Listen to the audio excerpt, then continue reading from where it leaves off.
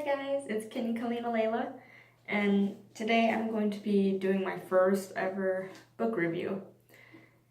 So I recently a while ago, I bought a book from Walmart, and I just read the back, of course, and it sounded pretty cool because the last book I actually read was similar to this one. So I thought it'd be really cool to read a book about the same kind of topic or with the same aspects of the last one.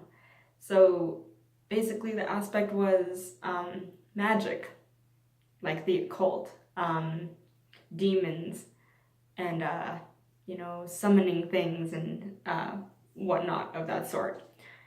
And so this one's actually called The Dreadful Tale of Prosper Redding by Alexander Bracken. The funny thing is, I did not read the spine of the book, and at the bottom it says Disney. So I thought it'd be like, let's say, pretty fairy tale-like and whatnot, but it actually wasn't. Had a very good storyline, a lot of plot twists. Let's say just a lot of twists within the book, especially near the end. Very visual, like very detailed. I don't know, altogether it was a really good book, and I actually like the way this one ended, and hopefully there's another part to it because the way it ended sounded more of a cliffhanger. So let me read the back of it, and then I'll show you the front of it. So it says, light a candle and step close to the looking glass. Time is short and we cannot delay. In another time, in another world, you would not have been worth the slightest flicker of my gaze. However, even I cannot break the terms of our contract. And then I'll read the inside of it too, to give you kind of a synopsis, or what do you call that? The whole plot of the book, basically. There's the front of the book, and there's a fox on the front, and it's basically a mirror frame. And on the back, it's a little I call it a vampire, because it's like a vampire kitten, because it's got bat wings and stuff. But basically, I'll give you a hint that this is actually a changeling. It's basically like a shapeshifter, or somewhat like it. And so here I read the inside to give you kind of the overlook of the book. It says, I would say it's a pleasure to meet thee, Prosperity Oceanus Redding, but truly I only anticipate the delights of destroying thy happiness. ...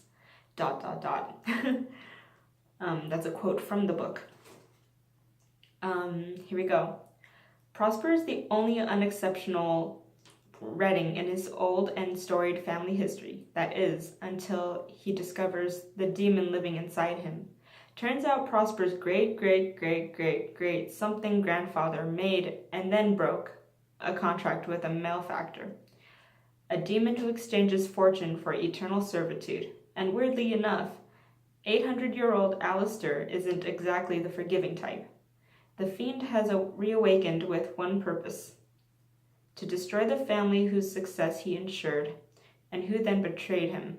With only days to break the curse and banish Alistair back to the demon realm, Prosper is playing unwilling host to the fiend, who delights in tormenting him with nasty insults and constant attempts to trick him into a contract. Yeah, Prosper will take his afterlife without a side of eternal servitude. Thanks. But with the help of his long-lost uncle, Barnabas, and his daughter, Nell, a witch in training, it seems like Prosper has at least a fighting chance of ridding himself of Alistair before the demon escapes and wreaks havoc on his family. Little does Prosper know, the malefactor's control over his body grows stronger with each passing night, and there's a lot Alistair isn't telling his dim-witted but admittedly strong-willed human host. So basically that's what it is. It's about Prosper, which I think his actual name is Prosperity. And he's a boy who grows up in a very small town named Red Hood.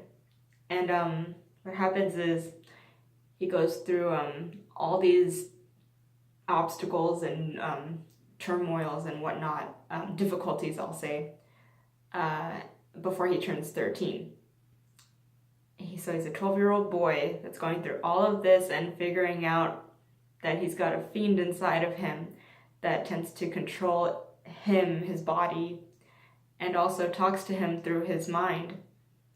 So he goes through all of these crazy little challenges and different things, and even learns about himself, and even somewhat becomes friends with the fiend named Alistair. And throughout the whole thing, they get into arguments and such, in disagreements, but they do create this kind of relationship with each other as they go through everything together. So they learn to help each other, they learn to deal with each other, basically. And there's a lot that even Alistair, the fiend, finds out about himself and his situation. So basically they are alike, but it's always the contract that gets in the way of said situation. And so it all comes down to, does Prosper take the contract or not? Is he willing to?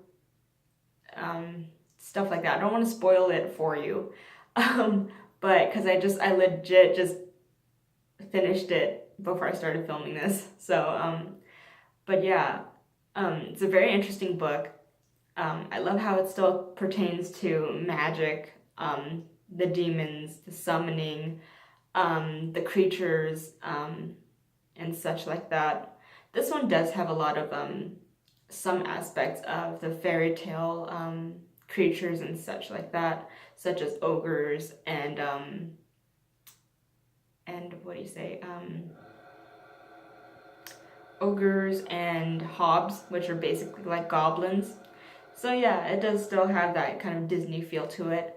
But overall, very good book. I love the way it ended, and I do love how the relationship between Prosper and the fiend come together and work together. I actually like that.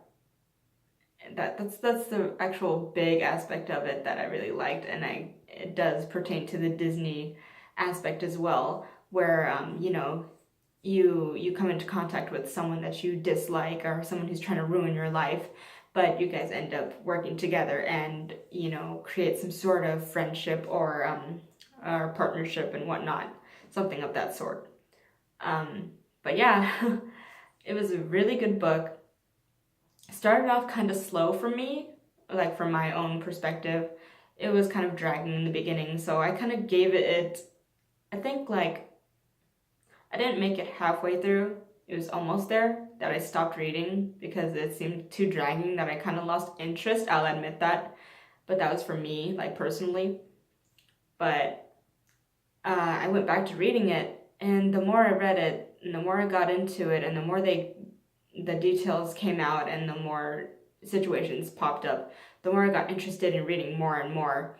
And I was reading at least 2 or 3 chapters a day. The chapters are somewhat long, like some of them are long, some of them are not. So it's very interesting to see the variation between that. But yes, I do recommend this book if you're looking for something like, especially like young adult. It's a very good book. And the one before this that I do recommend, that I hope I can get back again, because I got it from the library. I hope to do a book review on that one too as well. I do have to reread it maybe to give you a good outlook on it, like this one. That one is called A Dangerous Magic. That one is a very good young adult novel, based off the occult, magic, and demon summoning and stuff like that. So that one's also a really good one.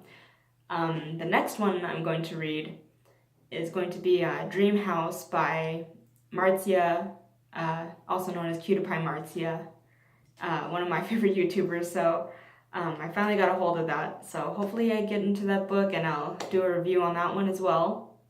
And then I'll do a short one on Pootie Pie's This Book Loves You. So, alright, thank you for sitting here with me and enjoying what I have to say about this book for my first book review I've ever done.